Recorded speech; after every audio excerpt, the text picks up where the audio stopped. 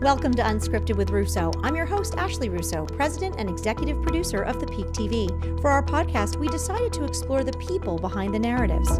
I'll introduce decision makers and influencers who are winners in their field and find out the intimate story behind their rise to success. Hey everybody, welcome to Unscripted with Russo. I am here with one of my great friends, Kassie Hilgert. She is the president and CEO of ArtsQuest.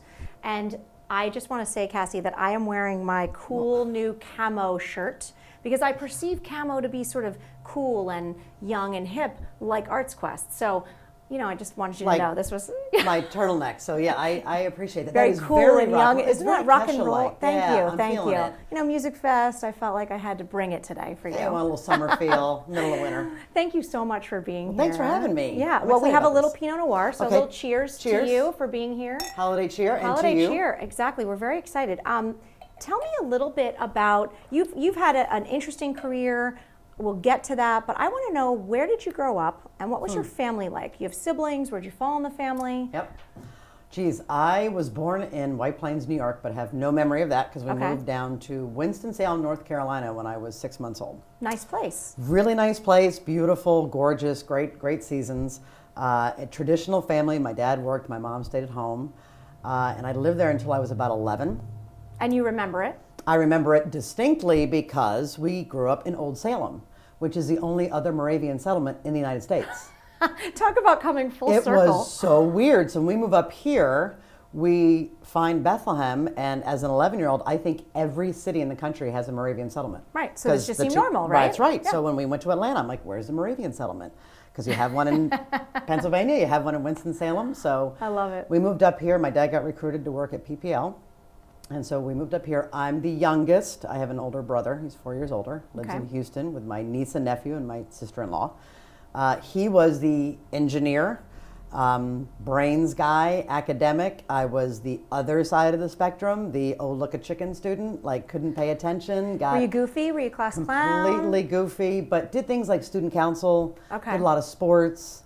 But if I had to sit in the classroom for too long, it's all bad. Now, how was that perceived by your parents? Was that like, oh, she's a little bit of the black sheep, she's the youngest funny one, or was it sort of celebrated? Did they ask you to perform at dinners? Well, I think it was two things. One, my brother broke them in, so they knew anything I tried to pull. So he got away with everything. I got away with nothing, and I always got caught.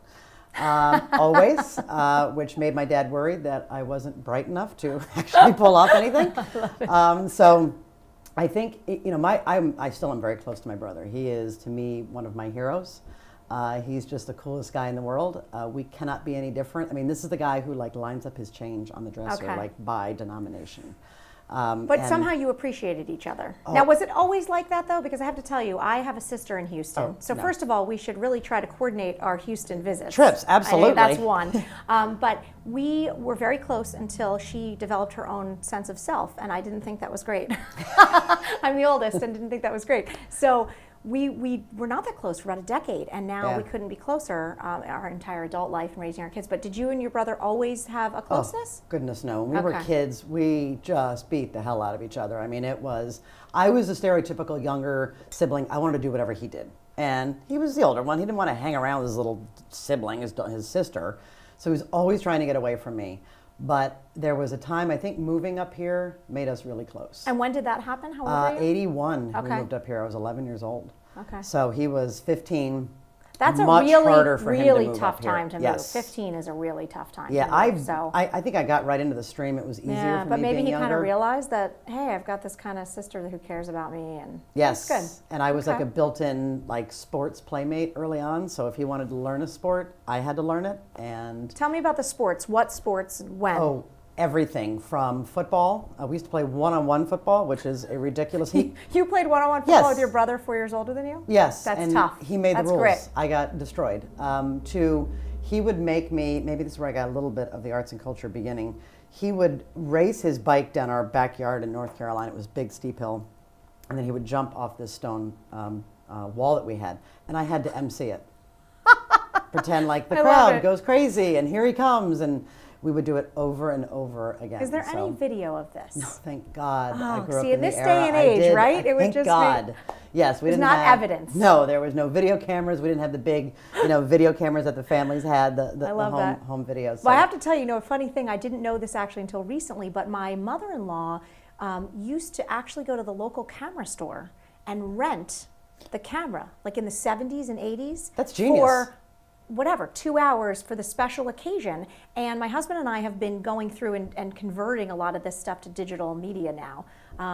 And I kept saying to him, like, how did you have a camera in 1978? Right. And he said, my mother used to go rent it. That's Can genius. you imagine having that foresight to go and think, No. I want to capture this in this way? I love that idea. It's Well, and also pretty thrifty. neat. It's pretty neat. Now That there's was- not, it's quality. It's great. Yeah. It honestly, it's priceless. So okay. So you didn't have any of that going on. No, we had none of that. Okay. So, once we got up here, I got really into theater as I went through school, loved it, fell in love with it. I actually had a pretty profound stuttering problem and not sure where that came about. When did that develop for you? It seemed to coincide both between the move here and when my grandfather died. I was very close to my grandfather. And then suddenly I just had problems speaking, especially with words or sentences that started with vowels. And so just trying to figure out what that was and, talking to one of the doctors, and he suggested, try acting. If you have a script, if you have something you're going to say, that could be a great mental exercise for you to help with this. And I then fell in love with theater. Yeah. So it's interesting that that's what brought you to theater. And you and I have spoken before because my brother-in-law was a stutterer and we're involved with the American Institute for Stuttering in New York. Yes. It's an amazing organization. Yes. And you guys do great things with that. Well, they do great things. We're just lucky enough to kind of share them. But it's amazing how often music or theater allows people, I don't know if it's the freedom of thought or voice, but they find their voices there. So that kind of led you. The focus, okay. So it's when you get on stage, you can't see out in the audience, right? It's bright lights in your face. You have this thing you have to do, and it's muscle memory from all the rehearsals. And I remember the first time just being on stage, and when you got that feedback from the audience or that interaction with somebody you were acting with, that to me was as big of a high as me playing sports. So I loved sports and I loved theater. Both of them to me were very team-oriented, very task-oriented, and made you hyper-focused. So and were you doing both? Were you playing sports? I was. And was this in high school, middle school, high school? Okay. Tennis and softball, and then theater. So it was just something. I was that kid that had to be kept busy all the time. If the one season I didn't have sports or theater, I was definitely in early detention on Saturday or in the principal's office. Tell me about your mom, because I know as a mom, I'm thinking about you as a kid. I started thinking, what was her role for you, and how did she kind of approach that busybody kid? Yeah. My mom, my best friend, I put her through everything, everything you can. She lost her mother actually when she was very young at 14. Wow. So I think in some ways we kind of figured out a lot of this together, and she was always very open and honest with me about not having a mother growing up, so she wasn't sure if she was doing this right. Yeah. But we moved up here because it was just a different economy. She had to go back to work. I remember when they moved up here, they had like a 13% mortgage rate. It was that time when it was so expensive. So she had to go back to work. People get upset now when it goes to 5%. Right? I don't remember, yeah. They were living hand to mouth. And I love when people complain about gas rates. Like, well, geez. Yeah, it's ridiculous. So that you're talking about a time where everything was crazy expensive. And they were stretched. And when she went back to work, what did she do? She worked at Air Products. She was an admin to a bunch of the VPs within Air Products. So she had to balance work and then all of us. So she had that mom thing where you work during the day and then you go home to your second job. And more than once, my mother got a phone call from the school during the school day, letting them know what I had done wrong. So, I really put her through her paces, but she's the one who got me into theater when she was college age. Her father could not afford college. So she went to community college and got involved with directing. She directed a whole bunch of plays.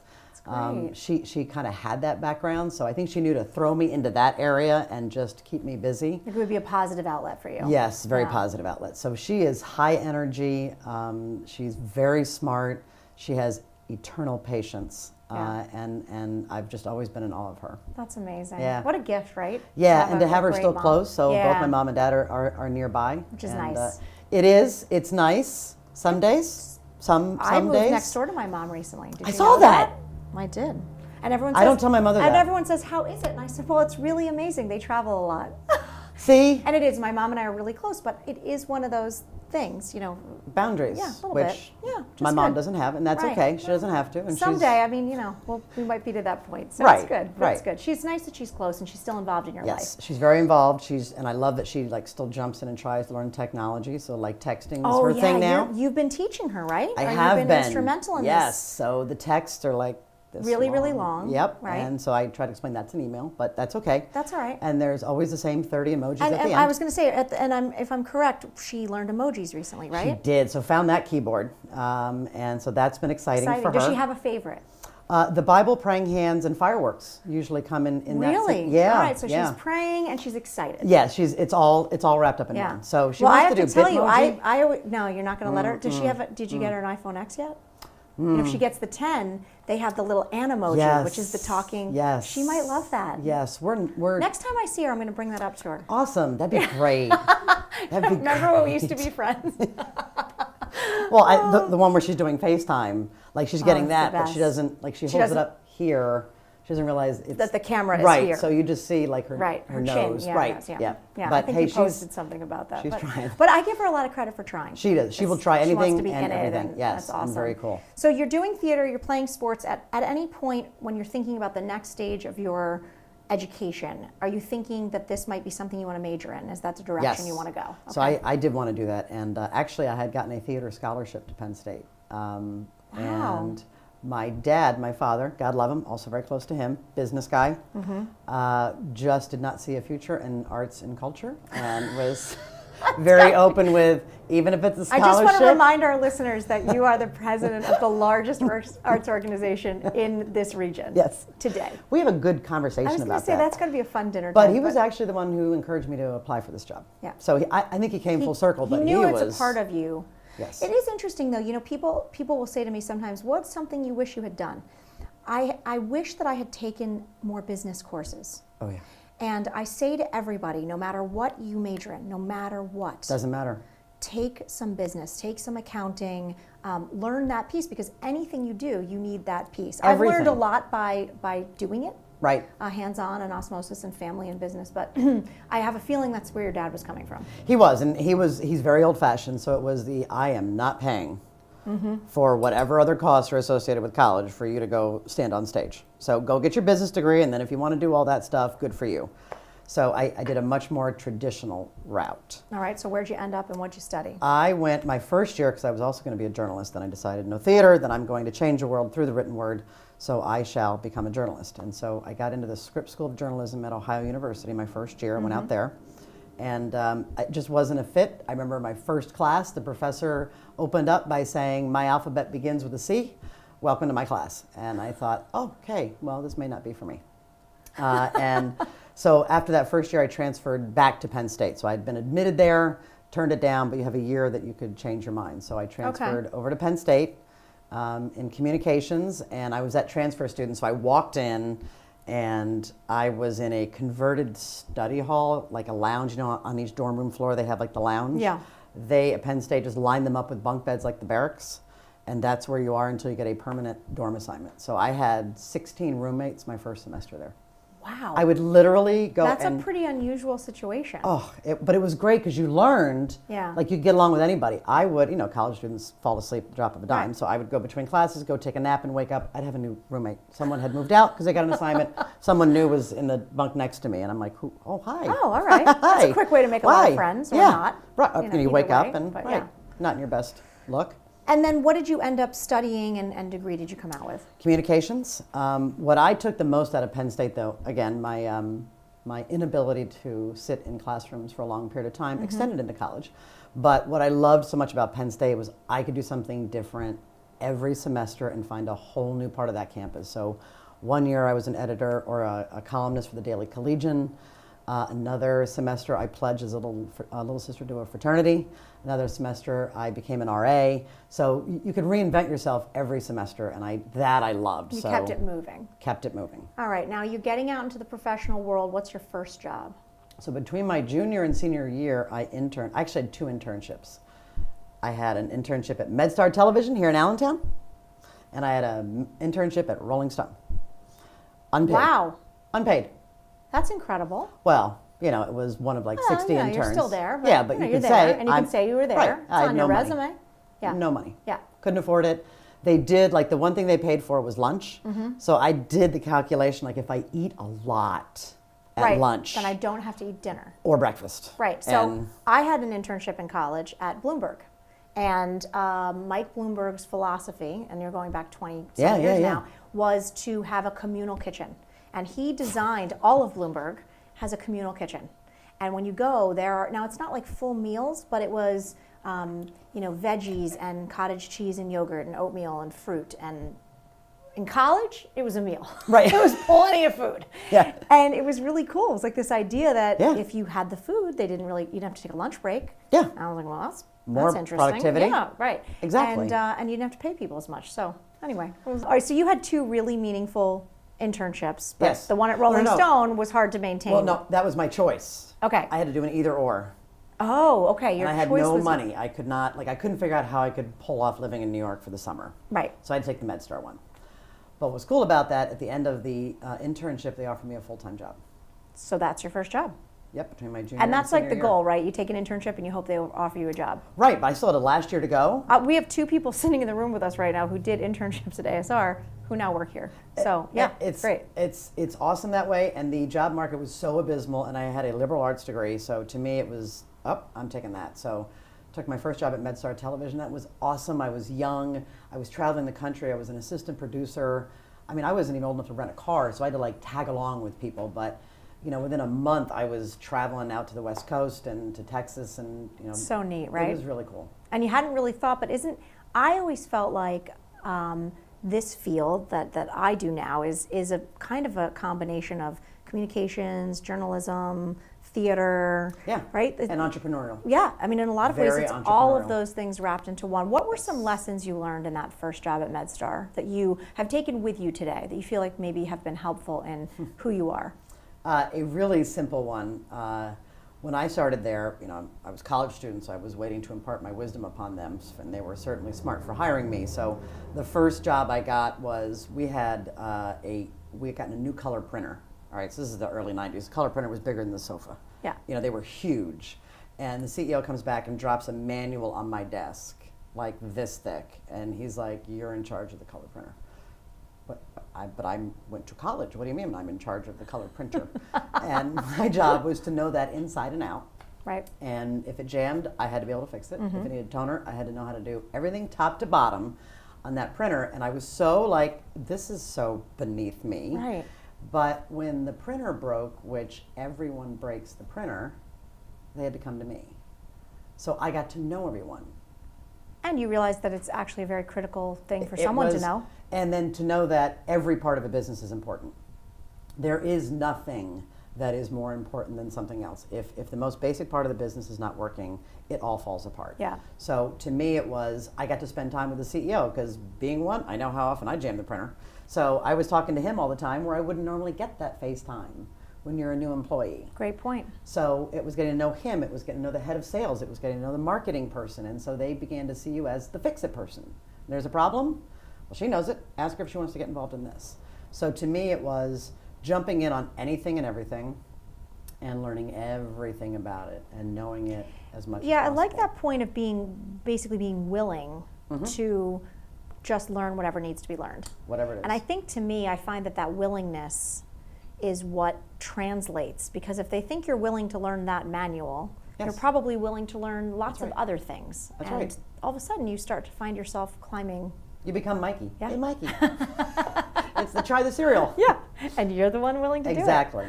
That's amazing. So where did you go from MedStar? When did you make a move, and why did you know it was the right time? I made a move from MedStar. Actually, the woman who recruited me to MedStar as an intern, Amy Hines now, went to Good Shepherd, and she was heading up their communications and gave me a call one day and said, "Hey, we're hiring for a marketing person. You ought to give it a shot." So I took that job. Good Shepherd was transformative for me because that was the first time I really got to work at a place that was mission-oriented. MedStar was a small agency. I love that. I think a lot of that is what led me back to ArtsQuest because it's that being nimble and entrepreneurial and fast-paced. Good Shepherd was a little bit of a bigger place. It was healthcare-oriented.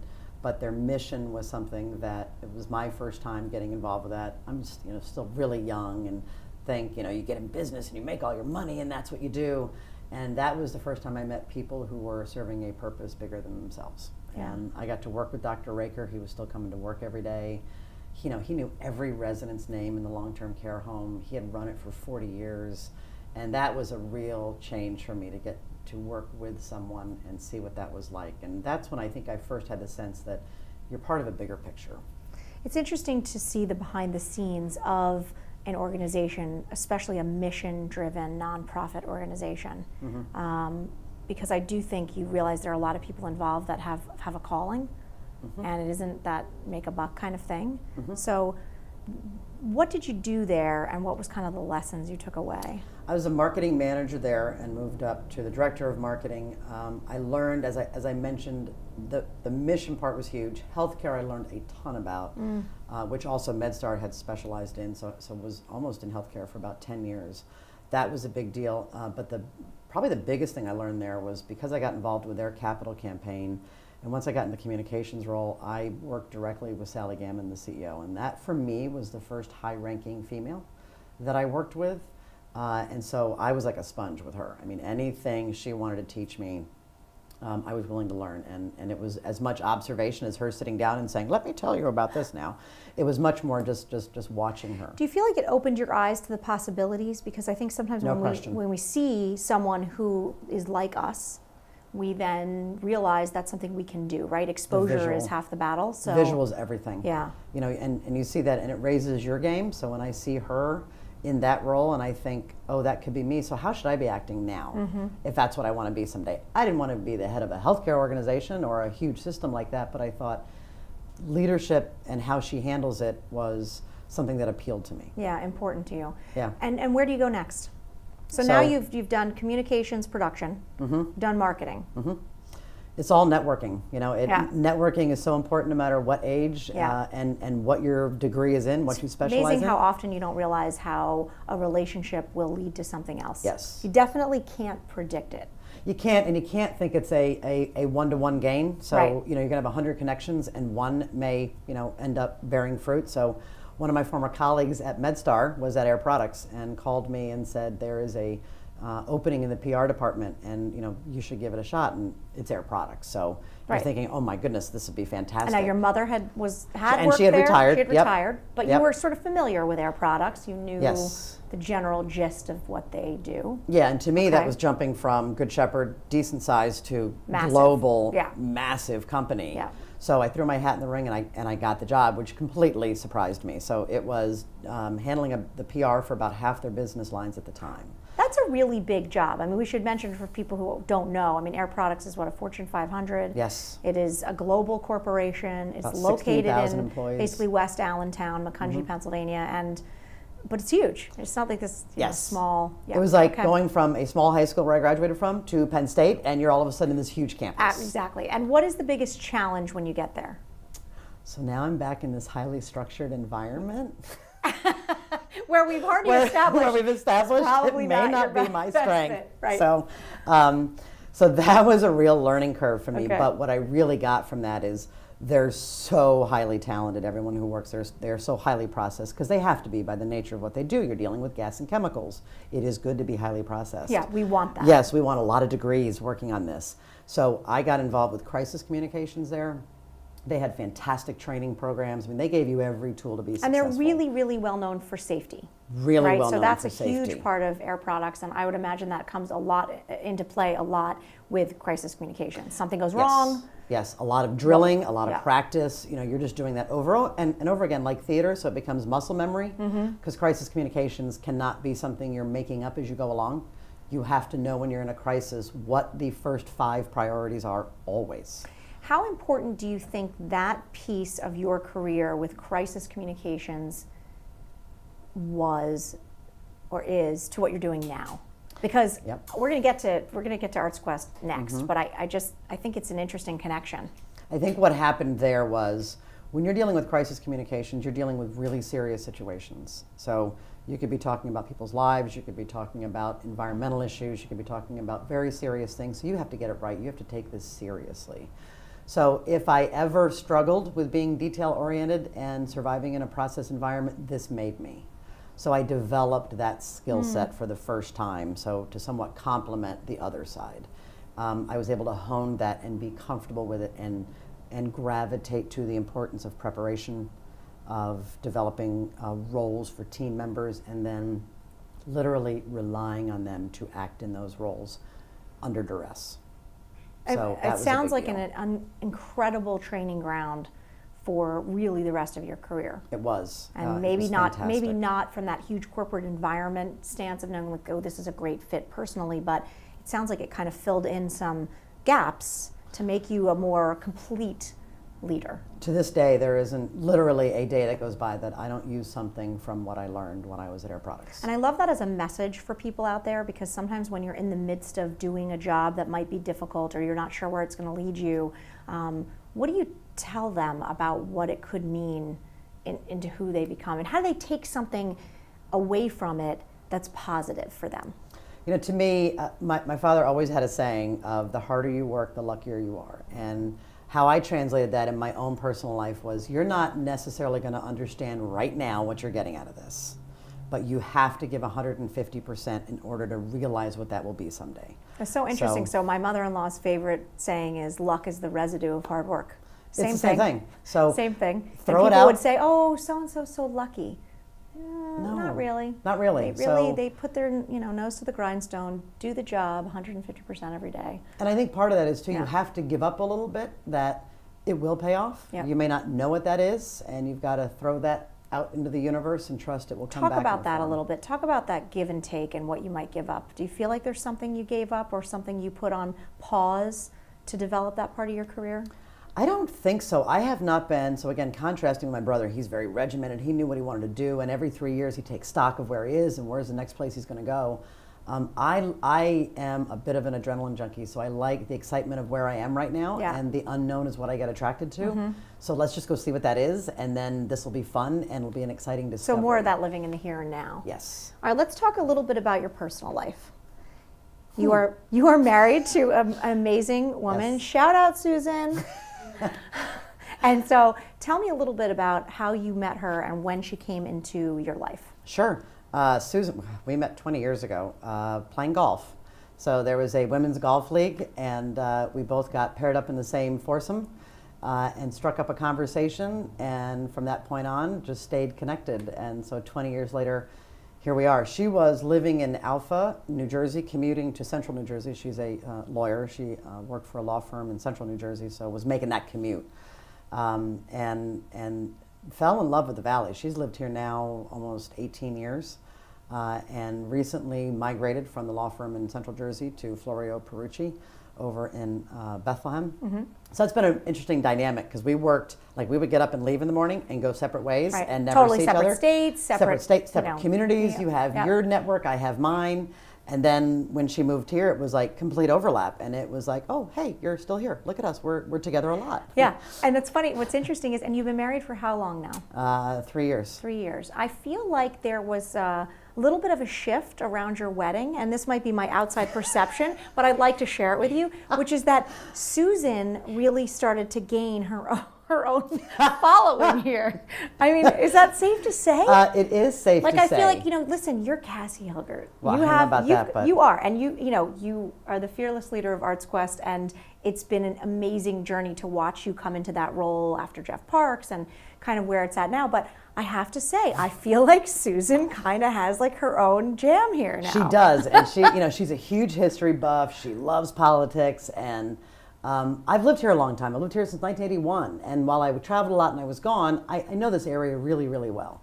But I think that was her moment to be like, I'm going to call this place my town. This is my wife. We're married. We're staying here. I'm going to step out a little bit. Yeah, so people ask her about her at events and stuff. Yeah, I know. Yeah. It's like, yeah, I see. I told you. It's a shift. It was a real thing. And I find it interesting. What do you see as like a correlation?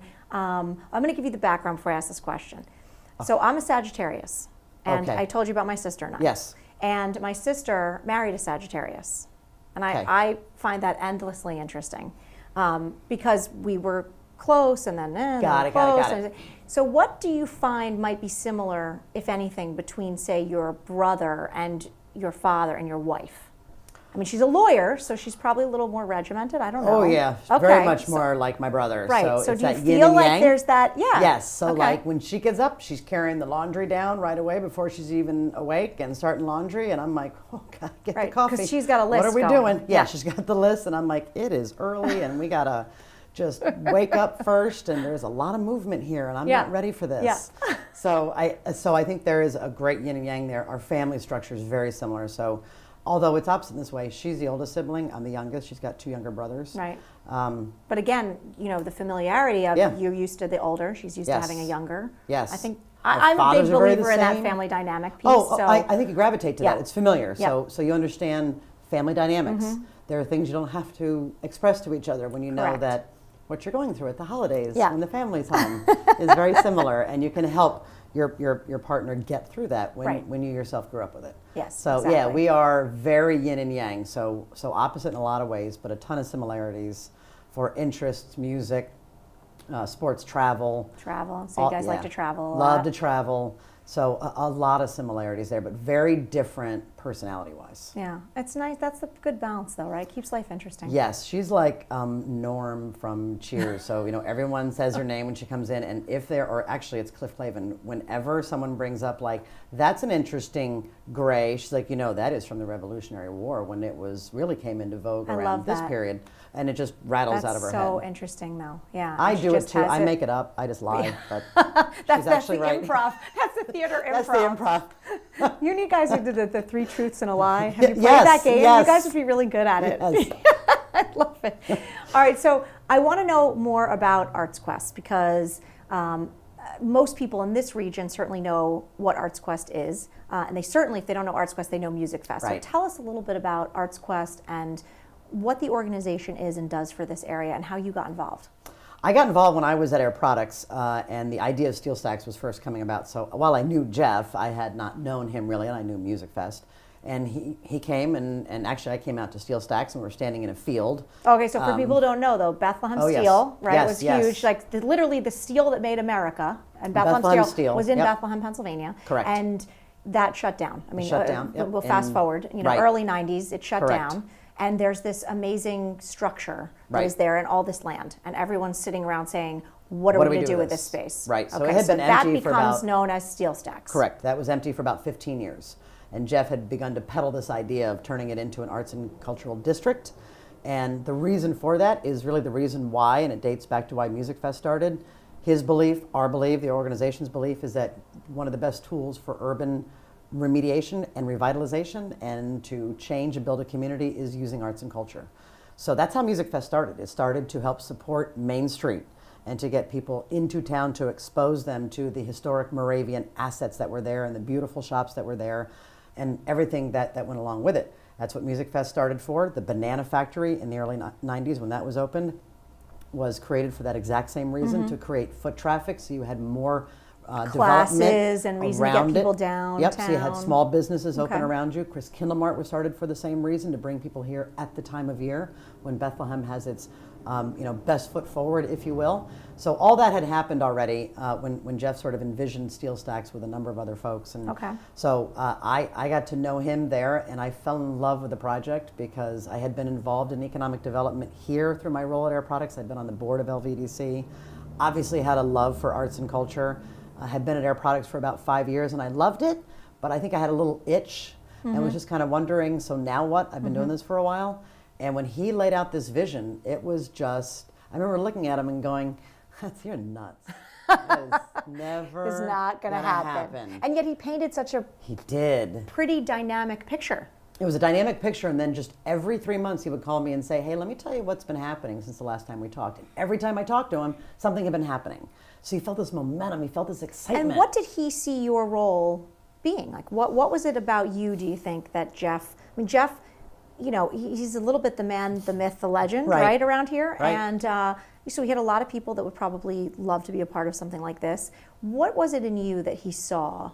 Do you think? Well, I guess we'll have to ask Jeff. You got to ask him. But he definitely was. He was really kind of courting you. I mean, he was really saying, "This is a project you need to be a part of." And it was a little over a year that we started to have those discussions. So it went from how can Air Products be involved, and then that was all figured out. That was great. Then the conversation shifted to, hey, what are your goals and what are you thinking about career-wise? And I was like, what do you mean? I'm at Air Products and this is where I shall be. And thought, have you ever thought about coming over here? You seem like you love this, and I'm going to retire one day, and there's no guarantee, but you seem like you really like this. You ought to give it more thought. And so that happened for almost a year before I finally said, I'm going to make this jump. What was the point? What was the decision? I mean, when did you say? I can tell you. Okay. So it was Music Fest. It was on a Thursday night. It was must have been 82 degrees, no humidity. I was walking on Main Street. Perfect and I scenario. stopped in at Liederplatz. I maybe had a beer or two, was feeling really good, and literally out of the shadows, Jeff walked up, and I was standing there, and he went, this is as good as it gets. If this doesn't get you, I got nothing else. Right, I'm done. I'm done. And the next day I called him and said, let's seriously talk about this. Amazing. So I made the jump. It's interesting to hear your story because I feel like you are truly one of those people where all of your life's experiences and passions led to this moment. I mean, I don't know if you look at it that way, but as an outsider looking in, that is very much what it feels like. I'm not sure. That's an interesting observation. I could see that. I think I have a lot of other interests too. I would love to do this for the rest of my life if I could, until I retire. But as I said before, I'm also, if it doesn't work out that way, if something else comes along, I'm pretty comfortable with what is this over here? Let's go play with this a little bit. Well, what's so interesting though about ArtsQuest as an organization is you're in a constant state of sort of reinvention. So that idea of the restless kid is so perfect. I mean, yes, there is no day that's if you the like same. Regiment, you're like running the other way from ArtsQuest, right? Yeah. We have. I think I have the record for getting rid of an intern. So I think one of my interns lasted 3 hours before they left. So meanwhile, we're all like this, like at ASR, we're like, what's going on at ArtsQuest? It's so exciting. What next thing's at ArtsQuest? Because we're, we like the same sort of pace and excitement that I think you guys thrive on over there. So for me, it is the perfect job because it is, it isn't a job. I mean, I just had 10 years there this past November, and it feels like the blink of an eye. So, and I feel like we've just started. We haven't even gotten to the big things we want to get to. There's so much to do. There's so much more to do. So, okay, so we know about, I think if you don't know, if you're watching and you don't know, you need to just Google ArtsQuest because there's a lot that happens down there. And get on their email list because your email communication every week is awesome. Oh, I'm glad you like it. I think it's great. In fact, not only do I like it, I forward it to people that I have met in the area. So my husband's in the medical field. We know a lot of new people coming in, and it's my standard, oh, you're new to the area or you're coming to the area. That. Is I do that and Lehigh Valley Style's top 10 things to do in the Valley. Yes. Those are my two. Here's awesome stuff going on here. List. Yeah. So I want to say that's Thank great. you. Yeah. I have nothing to do with that. So that's why it's tell awesome. your team. I will. It's really good. It's beautiful. They have a great tone of voice. They do, and it's engaging and pretty and artistic. So it's very easy to find out about what's going on down there. Sign up at artsquest.org. There you go, artsquest.org. But you have, you've got Chris Kindlemart, huge Christmas thing. You've got Oktoberfest. Correct. That's what we call it. Yes. You've got Music Fest, of course, largest music festival in North America. Largest free music festival. Largest free music festival, which is amazing. But there's lots of other things that happen and things that are coming. So I want to ask you about that. I know you've launched a foundation. Yes. That's not that old, but you've got dreams for. So we have so many things going on. So we actually do 11 festivals a year. We do 4,000 camps. I mean, there are only 12 months in the year. Right. Well, that's our target. We've still got a month to go. I mean, you've got things with cars. Cars and Coffee, Southside Arts and Music Festival. We have Envision, the photography festival. Food trucks. Food trucks, which we're not going to do Border Brawl this year. We're going to have more food trucks at more things throughout the year instead of concentrating on one time. Food trucks, but you guys were a huge part, in my opinion, on this food truck revolution. Like food trucks are everywhere in the Lehigh Valley now. Thanks. And I think it was because one you programming idea I had that I talked about for 2 years. Kudos, because I think it's really no. But you know what? You did what you needed to do, which was you put a light on it, and you sort of said this is a whole nother way to celebrate food and culture and people, and I think it spread.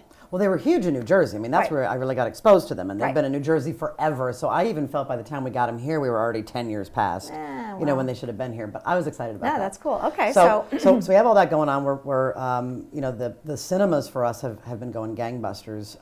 Comedy has been growing for us. So what we're going to be doing, we are in the very quiet phases of a capital campaign, a pretty large capital campaign that is going to involve a new banana factory. That's certainly been covered in the paper. It'll be a new cultural center that will have a year-round comedy club. pre-K art school and artist maker space, expanded number of artist studios. So that will be truly a cultural center versus right now it's only visual arts. It will be predominantly visual arts, but we want to mix some live performing arts in there too, just because we want to shake that model up a little bit so it isn't just visual arts here and just performing arts over here. We want that line blurred so people can experience that at both places. Very unique. Yeah. Are there places around the country that you've looked at that have this model that you're kind of basing it on, or is this a new concept? We had looked at the Torpedo Factory for the original Banana Factory, and I think a lot of that model still holds. What we're doing more than looking around the country is looking around the community. Where are the holes? What's not being offered right now? So you don't have a year-round comedy club that's a dedicated comedy club in the Lehigh Valley. There is no pre-K art school right now. There's makerspace, but it's for entrepreneurs or it's for academic. There is none for artists, and for anyone who wants to begin, sort of almost have a entry level into makerspace. So that will be in there too. And I think putting all those together is important to have that, what I call the collision of creativity. Things that you don't think should be next to each other. I love that term, collision of creativity. Yes. And it is so interesting because I don't often think of myself as very artistic. Most people don't. And I think that I'm working on it. That's my post-40 working on it because I'm starting to learn to think out of the box, right? Everybody's I can't an draw. I can't really Sure you music. Well, but there are lots of ways to be creative. Correct. And I think that collision of creativity is a cool concept because it gives people a voice and, and an outlet. Expression. Exactly, in a way they might. So anyway, we're very excited to see what is next for ArtsQuest. Yes, thank Before you. I let you go, Yes. we've had an amazing conversation. I'm sure we could talk and drink wine all day, all night. Another one of my skills. Well, listen. We all have our talents. Exactly. I want to give you just a few kind of rapid fire random questions. I didn't tell you them in advance, so we're just going to see how it goes. Oh gosh. All right. If you could have one meal, that's it, one last meal, what would it be? Tuna fish Doritos and cantaloupe. Tuna fish sandwich. Together? Yes, tuna fish sandwich with Doritos and cantaloupe is dessert. It's not like on the tuna fish sandwich. It's okay. on the side. Those are your. You've really prepared I that have. answer. Actually, I want everyone to know we did not tell you that was going to be asked in advance. I love that meal. Oh my gosh, that's amazing. All right, good. I can't wait to have lunch with you again soon. Oh, that's great. Okay, I wasn't expecting that one. I totally got you on that one. Totally. One fashion blunder, a thing that fashion-wise you wish you had never done. I'm looking at it. It is not like my thing, so it is. I'm still there. And yet you always look so classy. Well, thanks. So, that's great. A place you have not visited that you would like to go? Yellowstone National Park. I have not done national parks. I know, and I haven't either. I would love to do that. We have so many of them, and know. I run to Paris, run to Italy, go anywhere else. But we have this beautiful country we haven't Yes. explored. Yeah, I'm with you. Yes. I'm with it. Now, would you do it RV style? No. No, Okay. no. No. I don't know. I want to be out during the day, and I want to. And then you would go back to your really nice resort. Okay. I got it. Yeah. Okay, good. Yeah. Fair balance. Right. All right. If there was someone that you could have dinner with that is no longer with you, who would it be and what would you talk about? No longer. I think I'd want to have another dinner with my grandpa. Yeah. You mentioned your grandpa. Yeah. What is one takeaway from your grandpa that you have with you today? Curiosity, fun.